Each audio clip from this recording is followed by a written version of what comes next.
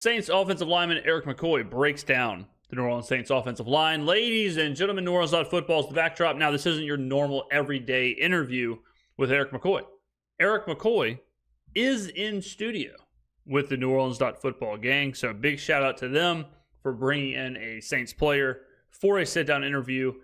Now, McCoy, being an offensive lineman, I can't wait to hear what he's got to say, because the offensive line is the position group that has had the most scrutiny this offseason. Everyone knows this. The weakness of the Saints is that offensive line. So hearing what he has to say, and I know it's going to be positive 100%, but hearing what he has to say will be illuminating for what the personnel group that we are the most concerned about. So, and ladies and gentlemen, this is a 50-minute video, but I've skipped ahead. So we're going to only watch the Erik McCoy chunk. If I reacted to a 50-minute video, I mean, it'd be a 4.5 hour long. Y'all know how I roll. It'd be a director's cut, Fellowship of the Rings type thing. Nobody wants that. Okay. Or maybe do you? Do you want that? If you do want that, you should check out my live streams on Thursdays. Whoo, baby, are they a good time.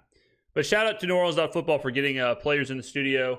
Good stuff. Great stuff. And if you want to see the entire video, I implore you, go check out the link to the description, or in the description, the link to their to the original video and to their website. Welcome back to our studio on Veterans Memorial Boulevard. It is now time for our next segment presented by Chabert Insurance, the Earhart Agency.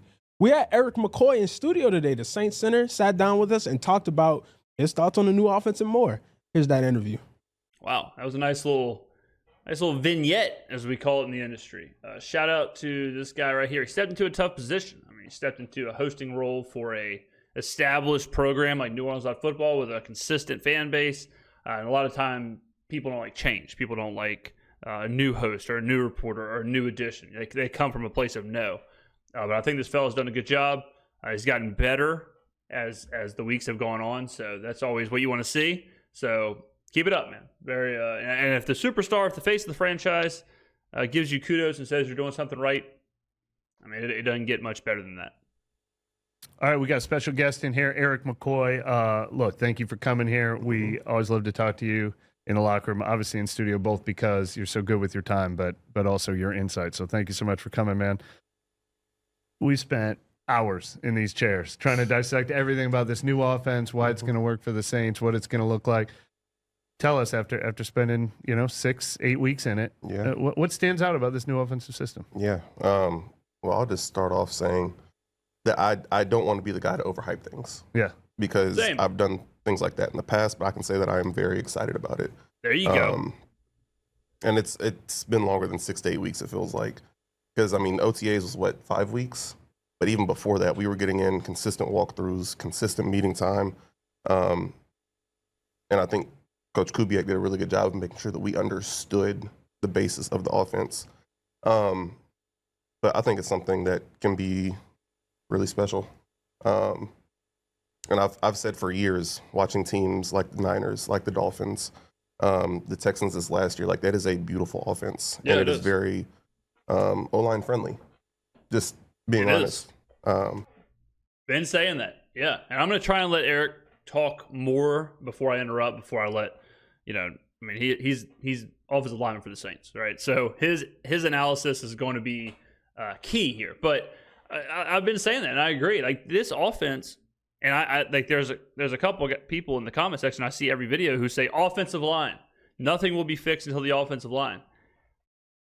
Ladies and gentlemen, unless you are future Trunks and you're coming out of a time machine, it is not just big guy on big guy. Talk about a not safe for work Google search. But it is not just big guy on big guy, see who wins. This isn't 1998 where you just line up and that's it. There's a lot more intricacies to offensive line play and to offenses. So if you can scheme around a weak offensive line, then it isn't that big of a deal. Now, caveat, step it back, rewind. That doesn't mean you can have 5 mailboxes out there. You can't have the worst offensive line in the NFL and make up for it with a good scheme. But if you have an average to below average offensive line, you can get away with it. I've used this example in the past. Last year, the Houston Texans. He just mentioned it. Houston Texans were bottom 5 offensive line. The Cincinnati Bengals, when they went to the Super Bowl, bottom 5 offensive line. So, I mean, this system is good for that. And if it does work, if the execution is there, then it will be very offensive line friendly. You get to run the ball a lot. You get to play action a lot. I feel like that takes a little bit of the pressure off to be perfect in protection. Yeah, agreed. Yeah, and then if you look at the running backs and what the ground game has looked like in these offenses, these guys are putting up numbers. Yeah. And I think the Dolphins, if you combine Raheem Mostert and A-Chain, they had like 1,900 yards rushing. And the Dolphins are a passing team. The Dolphins had a 1,700-yard receiver. So, I mean, it's crazy what these offenses can do. If I said, hey, describe the Miami Dolphins offense, you'd be like, oh, they throw it all over the place, quick passes, short passes, Tyreek Hill, Tua, Mike McDaniels. Like, okay, well, they also had almost 2,000 yards on the ground between two running backs. Like, you don't even think of them as a rushing offense, but that's just how this offense is. I think we have an opportunity to do the same thing. It's been kind of my personal obsession. I feel like you can pinpoint a lot of the problems that this offense has had in the last couple of years. As simple as 1st and 10 runs, it's 2nd and 9, it's 2nd and 10, and leads to 3rd and long. Mm-hmm. Why is it going to particularly help this offense in some of the struggles we've seen in recent years? Yeah, I think. Well, I'll let him go. Well, you know what? I'll say it. Kubiak's talked about staying ahead of the chains. It is important. Yep, last year we had a big problem where we would basically punt on 1st down. We would go into 2nd and 10, and then we would either run the ball for nothing to go into 3rd and 10, or we'd have some nothing pass to make it 3rd and 5. We were constantly putting ourselves in either 3rd and 10 or 3rd and 5 situations. And with a play caller as bad as Pete Carmichael, you don't want to be in 3rd and 10 and 3rd and 5. And that goes for a lot of NFL offenses. This whole like Todd Bowles did it a lot. He changed, but Todd Bowles did it a lot 2 years ago, where he ran the ball almost exclusively on 1st down. And he was setting his team up for failure because it was just nothing but like 2nd and 10s. If you can't run the ball successfully, running the ball on 1st down just because it's 1st down and just because that's what whoever Boomer Esiason says that's what he says you need to do. That's what Bill Cowher says you need to do is run the ball on 1st down. Like if you don't have a strong running game, there is no advantage to 2nd and 8. There is no advantage to 2nd and 9, 2nd and 10. So yeah, we were doing that a lot last year, and it was brutal to watch. The amount of motion that's used is something that'll be really beneficial. And then the fact, like, watching the receivers and hearing the coaching points, you can't tell if it's a run or a pass. And I feel like that is something that'll be beneficial just in terms of, that's what I'm looking for, not giving anything away to the defense, formationally, and just keeping guys on their toes. We kind of seen like a slight shift to some of these ideologies last year with the motion and the play action and all that. Like, why do those things help in particular you guys on the offensive line?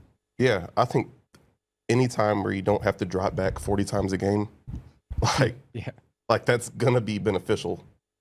Like, I don't mean to overstate O-line play, but anytime where you have to sit back and drop back 30, 35, 40 times a game, like, guys are going to lose. Like, it's going to happen. It's NFL. You're blocking the best players in the world. So just getting a mix-up and a change-up in that, like, I think it'll be really beneficial. And I've said that a couple times already, but, like, pass blocking is hard. Yeah. Like, well, especially the old school version of pass blocking. Like the old school version of like Eric's talking about, drop back, get in your set, and just pass block. Like, that's difficult in today's NFL. The athletes, same as like defensive back play. Defensive back, like man-on-man coverage, very difficult. So if you ask somebody just to play man all game against the best wide receivers in the world in today's NFL, they're probably going to lose quite a bit. And offensive line's the same way. If you drop back, I don't care how good of an offensive lineman you are. If you drop back and just sit back there in pass protection 35 times against Micah Parsons, he's going to beat you a handful of times. And if he beats you a handful of times, that's going to change the game. That's going to impact the game.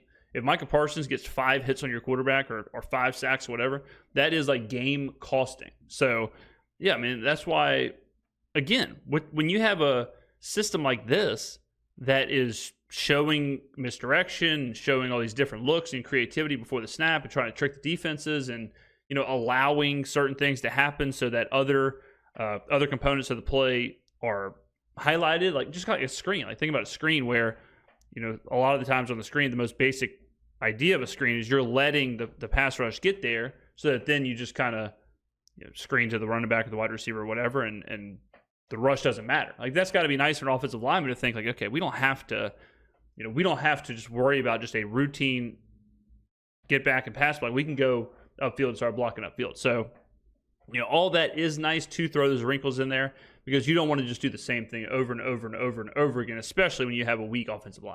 Like, yeah, you think about it. You're going backwards, trying to stop somebody coming full speed forwards. Right. Like, that's not an easy task. And a lot of times to win, your set has to be perfect. Your hands have to be perfect. Your recovery ability has to be perfect. When you're playing guys like Aaron Donald, I know he's retired, but Chris Jones, Khalil Mack, Joey Bosa, Nick Bosa, like, these guys have rush plans too. Yep. Like, these guys are good players too. Well, it's another part too, where it's like you're not only doing that, but a lot of the times with the Saints last year, Carmichael was calling these like crazy long developing plays. So not only are you doing what Erik McCoy is talking about, you're doing it for like 6 seconds. You're doing it for an extended period of time.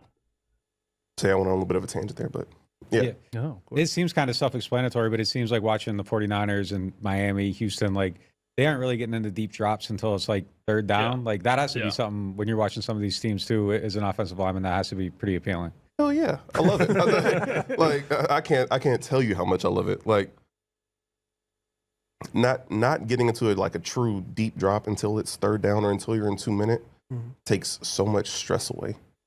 Like, given when you run the ball and when you do these play actions, like you have to sell the hell out of them. Like, you can't BS them. Like, you can't. Oh, I'm gonna wait to see what he's gonna do. Like, you have to fire off the ball and convince them that it's a run as well. But it's still not as stressful as playing Tampa, who's in Bear the entire game, and it's one-on-ones all across the board, and you have to win every rep for it to work. So, Putting the scheme aside for a little bit, can you tell me just a little bit about Clint Kubiak as a coach? Like a little. Before we get to this answer, but this is like I want to make sure that this is hit on. When we talk about how different the Saints team is this year from last year, and I know it's like easy to overplay the idea of like a new offensive staff or Kubiak or a new system or whatever.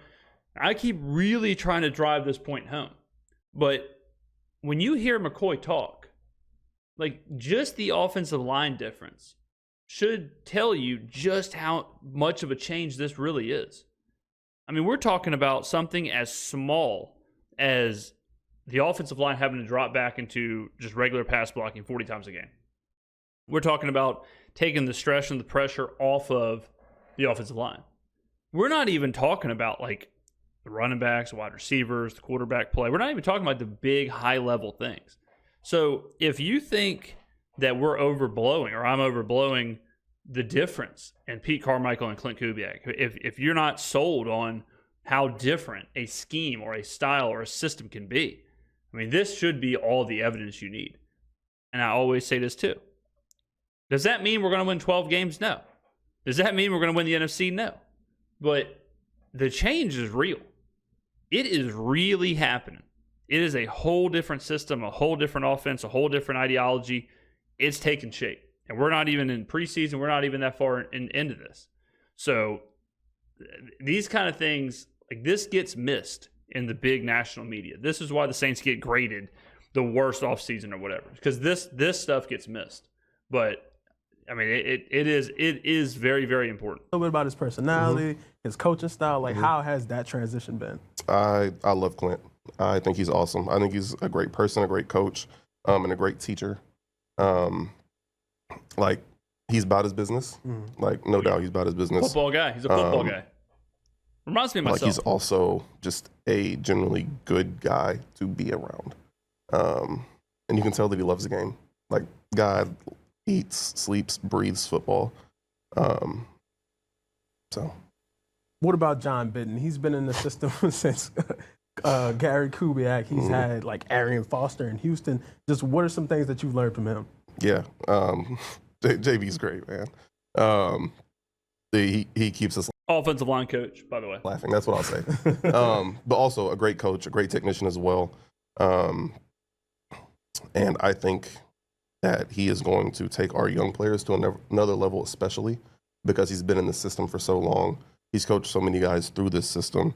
And yeah. Pretty important because we have young guys. We have Talise Fuaga and Trevor Penning who need to develop real quick. We heard all about the Sean Payton play calls forever and what they sounded like. What is the difference in kind of just the verbiage of this offense, and how's that adjustment been? Well, we went from Sean. Play calls are extendo, long. We loosened the verbiage a little bit, put it into a couple one-word plays, and I think in this offense, there's actually a nice mix. Like, you'll have plays that are like telling everybody what to do, and then you have your one-worders as well, you know, for tempo, for just so it's not 22 words to call the play. But that's smart too. You know, like last year, I would assume Carmichael and company were just doing the same thing all the time. It was just long play all the time. Kubiak, I think, understands, like, hey, sometimes we got to move. Like, if we're going to move, if we're going to go fast, if we're going to push it, we can't have these long plays. So just thinking about those details shows you how detail-oriented Clint Kubiak and the staff is. So, and I think, you know, overall, the verbiage is shorter. But then, like Eric's saying, in those 2-minute drills, in the tempo moments, in the when he wants to move fast, they do have those one-word plays to get even quicker, get even more efficient. So yeah, I mean, I don't really know what else to say about that, but Just the last offense with the hurry up stuff. Like, did the hand signals and stuff ever change? Like, what was the process with trying to change that stuff up? And then I don't know. Now you guys got like the one word, so I'm assuming maybe that'll be a little bit different when you go to it. hand signals were not a thing for me. That was more to receivers, backs, all those things. Like, I mean, he obviously can't see, you know, hand signals. But fun fact, we always talk about my 3-on-3 flag football intramural championships when I was quarterback. Yeah, it's not a big deal. But the offense that we ran, I called the plays at the line. So it was very much like a Peyton Manning kind of old, like how Peyton Manning used to do it. We would get to the line, and since it was only 3-on-3, you only got to tell 2 people and a center basically what to do. And so we would use hand signals, and we would just go. We would just push. We would never huddle. And I would slap my thigh on my right leg or my left leg, and that was the hand signal for the center of whichever side I hit. That was the center running an out route or a out route or a corner route is what we would do there. And then we would use like a slant. One's the go route. Easy stuff like that. Just at the line, boom, boom, boom. Just again, guys. I mean, God, I wish I had some like highlight tapes or something to show y'all. Man, damn. Maybe I should get back on the field and test out the arm. my sister would actually talk about those all the time. She's like, "What is he doing when he's like this?" I'm like, "I have no clue." He's telling the receiver something. Yeah. But like speaking, like when we get to our 2-minute, like we already have those plays installed, and he just gives us the one word for it, and then we roll. So it's not like he has to run up and call a protection every time or things of that nature. Like he gives us this, and we know the protection, and we roll off of that. I feel like that saves time, especially in those situations. All right. Ever since the moment where you yelled at Derek Carr last year, he threw 14 touchdown passes with just 1 interception, had the best passer rating in the NFL. So, look, I'm not over dramatizing that moment. Those are real stats, and I just want to know, like, we did see an adjustment period with chemistry with his receivers, how everyone communicates with each other, and it feels like all that stuff is really good this offseason. Like, yeah, it feels like 100%. There was definitely a tumultuous chunk of the season where, whether it was Carr and McCoy or Carr and Olave or other players, I know there was a lot of interviews with Demario Davis and Alvin Kamara where they were saying that certain players weren't preparing hard enough or they weren't doing what needed to be done. Now, we heard reports of players parking in the wrong parking lots and not taking their tablets home. So there was a lot of like infighting. I'll use that term. We're not talking about like specific people who were infighting, but it did seem like chemistry was bad last year. That has seemed to be completely gone. Like everyone we talk to, every interview we hear, it seems to be very happy, very energetic, very positive. We're seeing a lot of off-field things between like events. Derek Carr and Demario Davis hosted an event last week. They've done some other events with the local some local charitable organizations. I mean, it does seem like this is just a totally different chemistry, and that's kind of interesting because it's mostly the same players. What do you see from how big of a deal it is that the quarterback is now here in year 2? Yeah, I think it's huge. I mean, even though it is a new offense, like I feel like anytime where you are the guy for so long and then you have to transition to somewhere else, like it's going to be different. Like if I got to year 8, 9, 10 and the Saints were like, hey, you're up out of here, or they trade me or they cut me, or whatever happens, my contract expires and they don't renew it, like, and I had to go somewhere else, that would be an adjustment. Like that would be a huge change for me. Like, hell yeah. I mean, guys, think about like your work. Imagine you work somewhere for 10 years and then all of a sudden they're like, hey, we are trading you to a different company and you have to go work in an office 1,000 miles away.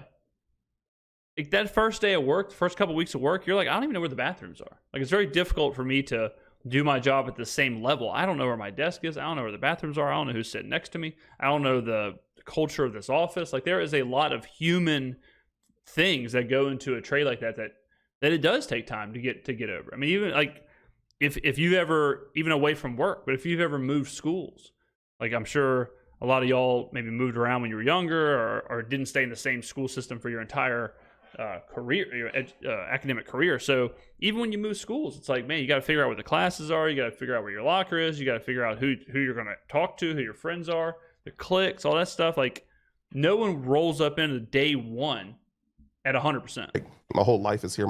Like everything is here. I'm just trying to relate it back to myself. Yeah. Like saying like that could be hard. Hell yeah. But ultimately, like I know Derek and I know Derek's heart, and he wants what is best for this team. Like the guy is a winner through and through. He's a great teammate, a great friend, and like I'm excited for what he can do this year. No, I think we see that. I think he's conveying that this offseason. I think it stands out. The other buzzword we've heard a lot about is accountability. I think players were talking about it in the locker room last year. I know management was talking about after the season about speeches they gave to players. How much did that need to improve, and how much have you already seen that improving this offseason? Yeah, I've said it a couple times to different media members, but I think from a coaching standpoint, like I think there's a noticeable difference just in our offensive meetings. There you go. go. You get to see kind of the intricacies of every position. Yep, there you go. Well, that is because they're meeting together. So we covered that a couple weeks ago where this year the offense meets together instead of the position groups meeting siloed. So everyone sees the intricacies of every position because it's one meeting versus you only see what the wide receivers are doing or you only see what the offensive line is doing. Position coach and offensive coordinator holding that player or position group accountable. I think that's really cool to see just because it's not something that I feel like I've really seen a lot of in the past. But yeah, then I think one of my personal big challenges this offseason was to be a better leader. Like, okay, there's a C on your chest, but what are you doing to actually not earn it, but display that? Like, I feel like traditionally being a lead by example guy, like I'm gonna do the right thing and assume that others will follow, being a more vocal person and holding everyone else accountable. And I think that starts, a little personal it starts growth. with the leaders. Very nice. But then like there's different tiers. Like Caesar is a 5-year tenured vet in the offensive line room, second oldest guy, has played for however long. Like even though I might wear a C, he still has to assume that same responsibility throughout the offensive line room, even amongst, like I'm trying to think of how to explain it, even amongst the rookies. Like they have to have that accountability to themselves and to each other. Like I think that's only leaving room for growth for each one of us. So, like, do you go talk to Caesar about that? Like, is that kind of some of the stuff you're putting on your shoulders now? Yeah, no doubt. Because like it's hard and it's different to keep. But I think we have 16 guys in the room right now. Like making sure that they're doing the right thing all the time. Like, nah, bro. If you see something and I don't see it, call it out. That is like a foundation of success. Is that everyone's held accountable, and you know that's what you always heard about the Patriots way or whatever, but. Everyone knew the standard. Everyone knew the standard that was expected, and everyone knew like if you didn't uphold that standard, you were gone. And other teams, like losing teams, bad teams, whatever, you may have your stud player holding up a standard, but then you can tell where it drops or it lacks or it falls apart the lower you go down the depth chart. Great organizations uphold their standard from the starter, the captain, all the way down to the rookies, all the way down to the 4th-string practice squad players. Talk to that. You don't have to call it out. Talk to that person, whether it's at an individual level or whether it's in the room, or like call out what you see is wrong. How's that been for you? Like just kind of stepping outside of what's kind of natural for yourself? It's been different, that's for sure. And I'm learning a ton because I try not to be an angry guy, but there's times where I get upset, and I don't ever want to yell at a teammate or unless it's Caesar. Me and Caesar yell at each other all the time. It's stupid. We yell at each other all the time. But yeah, I think just kind of like stepping outside of my comfort zone and you're like, yo, bro, like that wasn't right. We need to do that rep again. Or you need to do that rep again if you're working by yourself or whatever. And we have to we have to each push each other to consistently pursue a model of perfection. And I feel like that's the only thing that will truly make our offensive line great. Is that a change you recognize yourself, or did somebody kind of say, hey, like, Eric, like you're the guy now, like you got to do this? I would say it's kind of a combination of both. Like wearing the C on my chest, like I'm like, okay, I need to grow, and I recognize that I need to grow in that area. But then like whoever it is, different people have been like, hey man, we can hear your voice a little bit more. And so a nudge and an internal want to do that. Yeah, that makes sense. Now you are kind of the vet in the room. There's some new guys and some guys trying to lock down spots on the line. Just kind of what's been your take on Fuaga and Saldivari and Penning? Okay, here we go. Good question. Let's go. As they try to take on new positions and move into the starting roles. Yeah. First off, I think Tolly can be a really, really good freaking player in this league. Gotta hope so. I think he's super freaking talented. And honestly, pretty polished already for a rookie.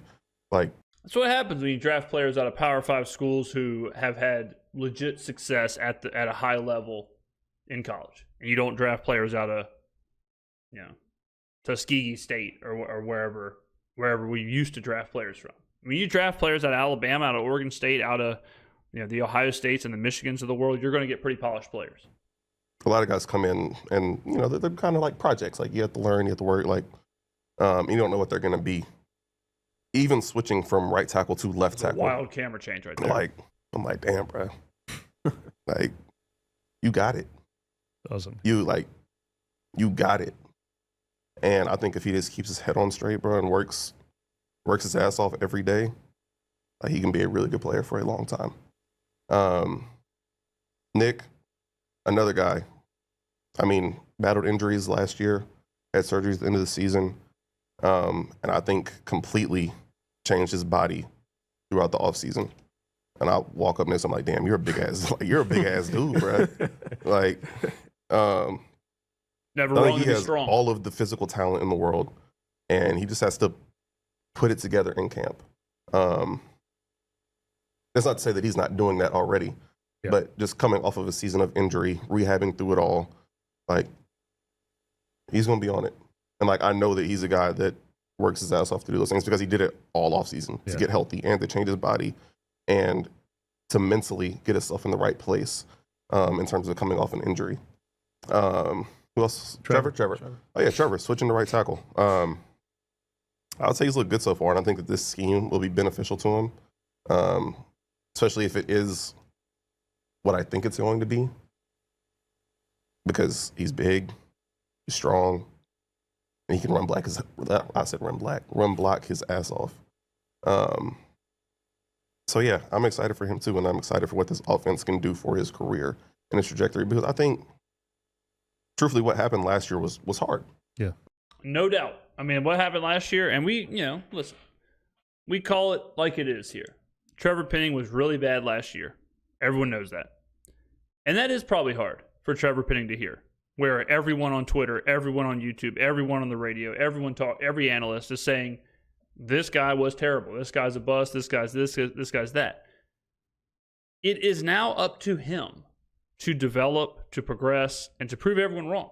If Trevor Penning comes out and he's gotten better and he's progressed and he's learned and he's developed and he turns into a good or average right tackle, I'll be the happiest guy in the world.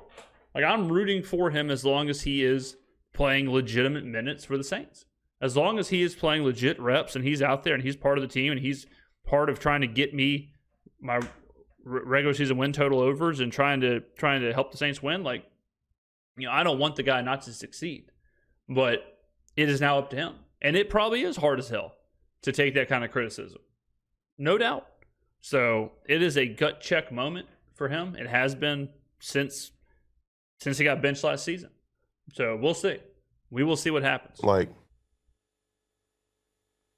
you were injured your entire first year. You missed out on a ton of development time. Your second year, you come in, you play 4 games. Your first game, you struggle. Like, I get it. You're coming off injury. It's hard. And just the mental challenge of having to get back into that, I would say that he's in a good space right now. And I think moving to right and the confidence that this new coaching staff is instilling in him can change the trajectory of his career. Hopefully it does. And that left guard spot, like, there's been a lot of turnovers since you've been here. What's it like for you every time that you have to start playing with someone new? Is there a chemistry period? Is there learning how to communicate? Like, what's it kind of like putting a new guy in there? I mean, kind of is what it is. Yeah. I don't know. I feel like I'm at the point in my career where whoever you put next to me, like, we got to go ball. Like, that just is what it is. Of course, there's little communication things, little communication cues. Like, sometimes when me and Caesar are working together, like, I don't have to say anything, and we just know what we're going to do. So sometimes you just have to exacerbate the communication, exacerbate the mic point a little bit more. Outside of that, you gotta go ball. Like, you in there for a reason, no matter who you are. We know these are your guys. Mm-hmm. That's your brothers. These are the people you go to war with, Mm-hmm. including yourself, pound for pound. Mm-hmm. Who's the most athletic offensive lineman on the team? I mean, shoot, it might be Talise Fuaga now, because that's what we've heard is just how much of an athlete he is, like how good he is athletically, which is the reason why he's so good in the system. He can get out there and make blocks on the outside. He can move around. So, and not to mention he's the youngest, so it might be him. Jeez. Let me think for a second.